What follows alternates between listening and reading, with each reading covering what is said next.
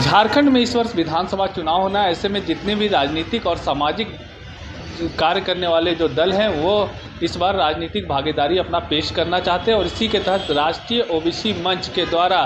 झारखंड में ओबीसी समुदाय के लोगों के साथ जाने का प्रयास किया जा रहा है और इसी के तहत वह झारखंड विधानसभा चुनाव में अपनी भागीदारी पेश करने की बात कह रहे हैं। इसे लेकर उन्होंने आज अपने प्रदेश कार्यालय में एक प्रेस वार्ता का आयोजन किया था। मौके पर क्या कुछ कहा, आइए आपको सुनाते हैं। आज प्रेस कॉन्फ्रेंस करने का मुख्य मकसद हम लोग का है कि जो हमारे जो उच्च न्यायालय जो वाला दो हम लोग के हित में जो फैसला आया है कि आप ट्रिपल टेस्ट करा करके और जल्द से जल्द आप चुनाव कराइए, निकाय चुनाव। इसके लिए हम लोग फैसले का बहुत ही स्वागत करते हैं और हम लोग के हक में अब फैसला किया गया है।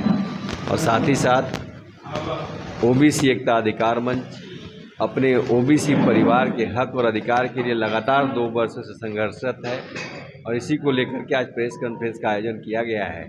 कि ओबीसी एकता अधिकार मंच झारखंड राज्य के सभी सीटों पर चुनाव लड़ने की तैयारी कर रही है और वो लोगों से समर्थन भी मांग रही है, सहयोग भी मांग रही है और उनके साथ भी आने के लिए अपील कर रही है कि जो ओबीसी के बातों को समझते हैं, ओबीसी के हक अधिकार को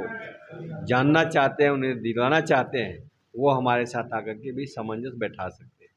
और साथ ही साथ हम लोगों ने यह भी बताया है कि ओबीसी की महिलाओं को भी हम लोग 40% चुनाव लड़ाएंगे और जहां पर एससी और एससी सीट है उन सीटों पर भी जो ओबीसी की बातों को मुखर रूप से, चाहे वह विधानसभा हो, चाहे नगर पंचायत हो, चाहे पंचायत हो, चाहे नगर निगम हो, नगर निकाय हो, सभी जगहों पर मुखर रूप से सहयोग और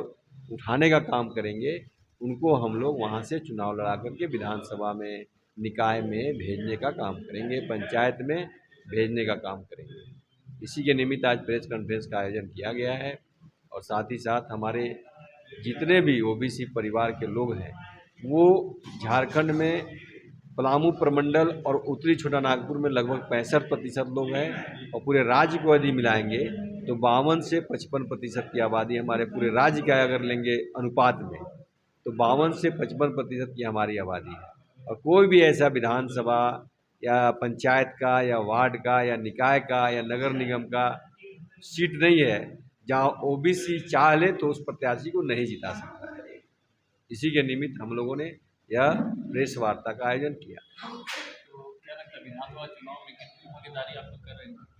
पूरे 81 विधानसभा सीट पर हम लोगों ने चुनाव लड़ाने का तैयारी कर रहे हैं और सभी सीटों पर ओबीसी का जो समर्थित उम्मीदवार होगा और ओबीसी से जो उम्मीदवार होगा वो जीत करके आएगा। ओबीसी एकता अधिकार मंच अभी आगामी विधानसभा जो आने वाला है उसके लिए हम लोग समीक्षा बैठक भी भिन्न भिन्न जिलों में किए हैं और समीक्षा बैठक कर करके लोगों को जगाने का भी काम किए हैं और जो उसमें इंटरेस्टेड है ओबीसी के कैंडिडेट उनका हम लोग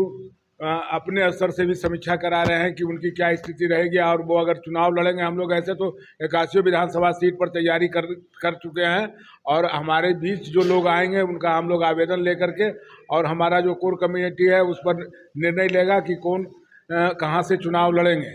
दूसरा है कि जो राजनीतिक पार्टियां हैं सब जगह ओबीसी का संगठन है लेकिन वो सिर्फ आईवास है, वो सिर्फ दिखाने का है, हाथी का दांत है, उसका कोई मतलब नहीं। कभी उसका कहीं कोई संगठन का कभी कोई मीटिंग नहीं हुआ, कभी बैठक नहीं हुआ या ओबीसी की कभी कोई बात नहीं किया। इवन कि अभी विधानसभा सत्र के दौरान हम लोगों ने ओबीसी के मुद्दों को लेकर के धरना प्रदर्शन भी किए थे लेकिन उस धरना प्रदर्शन में हम लोग ओबीसी के तमाम जो विधायक यहाँ हैं उनको जाकर मिले थे कि हमारी बात को विधानसभा में रखें। लेकिन उसके बावजूद भी ओबीसी के जो विधायक हैं चाहे वो किसी भी पार्टी से जुड़े हैं हमारी बात को किसी ने करने का उठाने का काम नहीं किया, जिसके कारण हम लोग बहुत हताहत है। और अब हम लोग ओबीसी की बात को लेकर के पूरे प्रदेश में ओबीसी का हम लोग का मंच बन चुका है और हम लोग ये कैंडिडेट का समीक्षा कर रहे हैं। हम लोग 81 विधानसभा सीट पर ओबीसी समर्थित उम्मीदवार को खड़ा करेंगे और जो हाँ एससी एसटी के लोग हैं उन लोगों को हम लोग समर्थन देंगे और विधानसभा में हम लोग अपना मजबूती से पक्ष रखेंगे। मैं श्रवण कुमार, केंद्रीय महासचिव, ओबीसी एकता अधिकार मंच।